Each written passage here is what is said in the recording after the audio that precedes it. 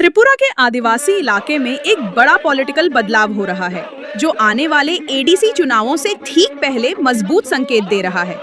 जिसे कभी एक मजबूत ताकत के तौर पर देखा जाता था, भारतीय जनता पार्टी अब रायमा वैली चुनाव क्षेत्र और कई एडीसी इलाकों में बुरी तरह हार रही है।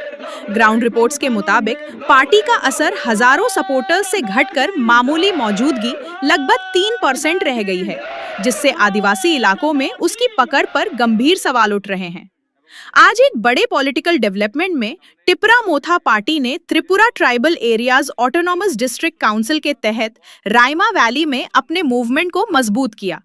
प्रोग्राम को माननीय सीईएम पूर्ण चंद्र जमातिया ने लीड किया। साथ ही रायमा वैली के दूरदर्शी और energetic leader EM Rajesh Tripura भी मौजूद थे।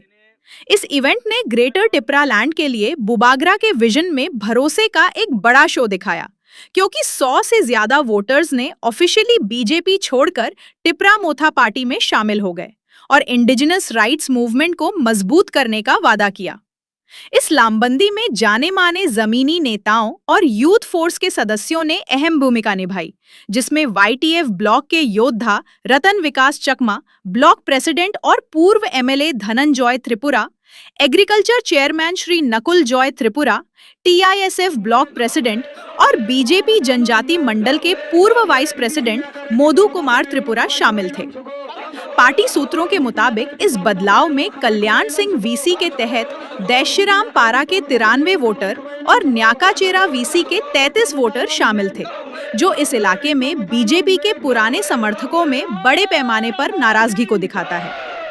पॉलिटिकल जानकार इस डेवलपमेंट को बीजेपी के लिए एक साफ झटका और एडीसी चुनावों से पहले तिपरा मोथा के लिए एक बड़ी बढ़त के तौर पर देख रहे हैं, खासकर उन आदिवासी इलाकों में जहां पहचान, ऑटोनॉमी और मूल निवासी अधिकारों के मुद्दे लोगों की भावनाओं पर हावी हैं। जैसे ही चुनाव की उल्टी गिनती शुरू हो रही है, रायमा वैली एक अहम लड़ाई के मैदान के तौर पर उभर रही है, जो त्रिपुरा के एडीसी इलाकों के पॉलिटिकल माहौल को फिर से तय कर सकती है। ये